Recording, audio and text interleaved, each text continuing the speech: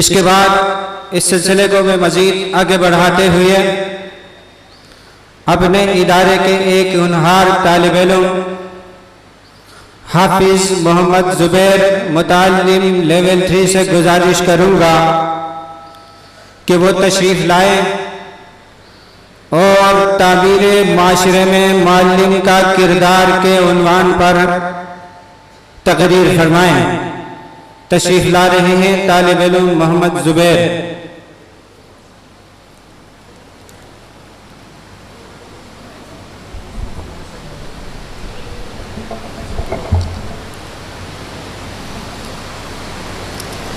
نحمده ونصلي على رسوله الكريم أما بعد فأعوذ بالله من الشيطان الرجيم بسم الله الرحمن الرحيم لقد من الله على المؤمنين إذ بعث فيهم رسولا من أنفسهم يتلو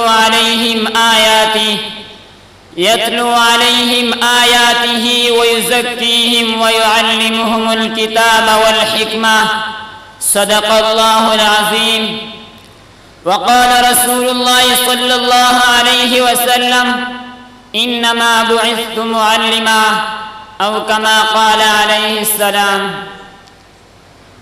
جناب صدر مجلس، محترم و مکرم علماء کرام، حاضرین عظام اور میرے طالب علم بھائیوں، السلام علیکم ورحمۃ اللہ وبرکاتہ۔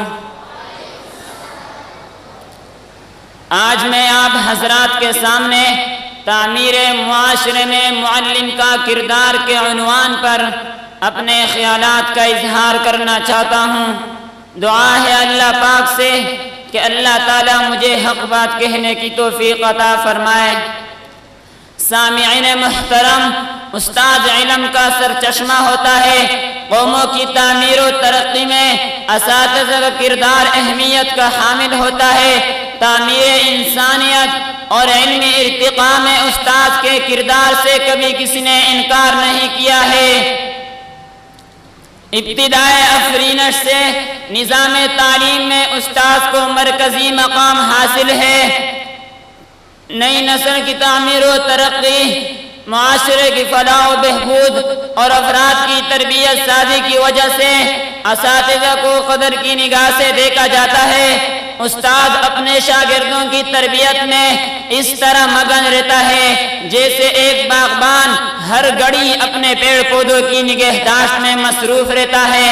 تدریس وہ پیشہ ہے جس سے صرف اسلام میں ہی نہیں بلکہ دنیا کے ہر مذہب میں اور معاشرے میں نمایاں مقام حاصل ہے، لیکن یہ ایک آفاقی حقیقت ہے کہ دنیا علم نے استاد کی حقیقی قدر و منزلت کو کبھی اس طرح اجاگر نہیں کیا جس طرح اسلام نے انسانوں کو استاد کے حقیقی قدر و منزلت سے آگاہ کیا ہے۔ اللہ رب العزت نے قرآن کریم میں نبی علیہ السلام کی شان بحیثیت معلم بیان کی ہے۔ خود حضور اکرم صلی اللہ علیہ وسلم انما بعثت معلما، مجھے استاد بنا کر بھیجا گیا ہے، فرما کر استاد کو رہتی دنیا تک عزت و توقیر کے اعلیٰ منصب پر فائز کر دیا ہے۔ سامعین محترم، استاد کو مربی و معلم ہونے کی وجہ سے اعلیٰ مقام حاصل اسلام میں روحانی باب کا درجہ عطا کیا ہے۔ آپ صلی اللہ علیہ وسلم نے فرمایا انما انا لکم بمنزلۃ الوالد اعلمکم، میں تمہارے لیے بمنزلہ والد ہوں اور تمہیں تعلیم دیتا ہوں۔ امیر المؤمنین حضرت عمر فاروق رضی اللہ تعالی عنہ سے کسی نے پوچھا کہ اتنی بڑی اسلامی مملکت کا خلیفہ ہونے کے باوجود آپ کے دل میں کوئی حسرت باقی ہے؟ تو آپ رضی اللہ تعالی عنہ نے ارشاد فرمایا کاش میں ایک معلم ہوتا۔ شاعر مشرق علامہ محمد اقبال معلم کی عظمت یوں بیان کرتے ہیں، استاد در حقیقت قوم کے محافظ ہے، کیونکہ آئندہ نسلوں کو سنوارنا، ان کو ملک کی خدمت کے قابل بنانا انہی کے سپرد ہے۔ سامعین محترم، باپ جہاں بچے کو انگلی سے پکڑ کر چلنا سکھاتا ہے، وہیں سے استاد بچے کو زندگی میں ہمیشہ آگے بڑھنے کی تلقین کرتا ہے۔ سکندر اعظم سے کسی نے پوچھا کہ وہ اپنے استاد کی اس درجہ تعظیم کیوں کرتا ہے، تو سکندر اعظم نے جواب دیا کہ اس کے والدین اس سے آسمانوں سے زمین پر لے آئے ہیں، جبکہ اس کا استاد اس سے زمین سے آسمان کی بلندیوں تک پہنچاتا ہے۔ استاد سبب حیات جاویدانی ہے اور والدین موجب حیات فانی ہے۔ والدین میرے جسم کی پرورش کرتے ہیں اور استاد میری روح کی پرورش کرتا ہے۔ سامعین محترم، استاد اپنے فرائض منصبی کی ادائیگی میں ذرہ برابر بھی چوک جائے تب معاشرے کی بنیادیں اکڑ جاتی ہے اور معاشرہ نفس پرستی اور خواہش پرستی کی تصویر بن کر جہنم کا نمونہ پیش کرتا ہے۔ حضرت امام ابو حنیفہ رحمہ اللہ سے ان کے مایاناز شاگرد حضرت امام ابو یوسف رحمہ اللہ نے پوچھا کہ استاد کیسا ہوتا ہے، تو آپ رحمہ اللہ نے جواب دیا، جب استاد پڑھا رہا ہو تو غور سے دیکھو، اگر ایسے پڑھا رہا ہو جیسے اپنے بچوں کو پڑھاتا ہے تو استاد ہے، اگر لوگوں کے بچے سمجھ کر پڑھا رہا ہے تو استاد نہیں ہے۔ امام ابو حنیفہ رحمہ اللہ کے اس قول کی روشنی میں اگر اساتذہ کو پرکھا جائے تو معاشرے میں مادیت پرستی کا غلبہ ہمیں واضح نظر آئے گا۔ استاد معاشرے میں اخلاقی اقدار کو فروغ دینے والا ہوتا ہے، لیکن صد افسوس کہ آج یہ پیشہ اپنی عظمت اور وقار کو کھو چکا ہے۔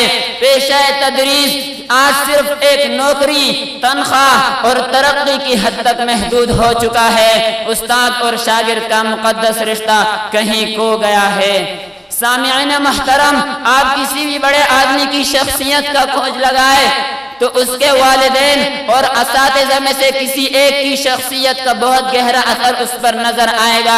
علامہ اقبال کی خوش بختی تھی کہ ان کو سید میر حسن جیسے استاد میسر آئے۔ 1923 عیسوی میں جب علامہ اقبال کو سر کے خطاب کی پیشکش ہوئی تو انہوں نے سید میر حسن کی خدمات کے اعتراف کا تقاضا کیا۔ گورنر پنجاب نے استفسار کیا کہ ان کی کوئی تصنیف ہے تو علامہ اقبال نے جواب دیا، میں خود ان کی تصنیف ہوں، جس پر ان کے استاد کو بھی شمس العلماء کا خطاب دیا گیا۔